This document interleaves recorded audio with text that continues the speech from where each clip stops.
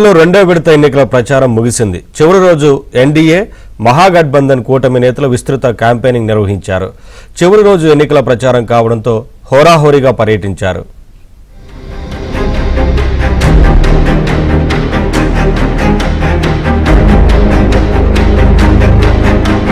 బీహార్ ఎన్నికలు తుది దశకు చేరుకున్నాయి. నెల రోజుల నుంచి మారుమోగిన మైకులు మోగబోయాయి. రెండో విడతలో 122 అసెంబ్లీ స్థానాలకు పోలింగ్ జరగనుంది. ఇప్పటికే 121 స్థానాలకు పోలింగ్ ముగిసింది. 14న ఎన్నికల ఫలితాలు రానున్నాయి.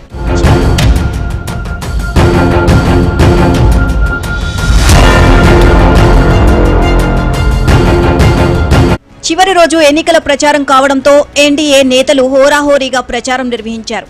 బీజేపీ అగ్రనేతలతో పాటు కేంద్ర మంత్రులు, బీజేపీ పాలిత రాష్ట్రాల ముఖ్యమంత్రులు ప్రచారం నిర్వహించారు. కేంద్ర హోంమంత్రి అమిత్ షా సాసారాం, ఆర్వాల్లో, రక్షణ శాఖ మంత్రి రాజ్నాథ్ సింగ్ గయా, మొహానియాలో, యూపీ సీఎం యోగి ఆదిత్యనాథ్ అరారియా, సుపౌల్, మధుబనిలో విస్తృత ప్రచారం నిర్వహించారు.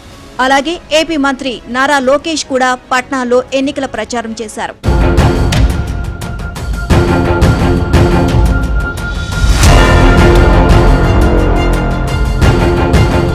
అటు మహాగఠబంధన్ నేతలు లాస్ట్ డే ఎలక్షన్ క్యాంపెయిన్ లో జోరుగా పాల్గొన్నారు. కాంగ్రెస్ అగ్రనేత రాహుల్ గాంధీ కిషన్ గంజ్, పూర్నియా, అమోర్లో భారీ బహిరంగ సభలు నిర్వహించారు. ఆర్జేడీ నాయకులు చివరి రోజు ముమ్మర ప్రచారం నిర్వహించారు. ఎన్డీఏ మహాగఠబంధన్ కూటములు ప్రతిష్టాత్మకంగా తీసుకున్న బీహార్ ఎన్నికల్లో గెలుపు ఎవరిని వరిస్తుందో చూడాలి.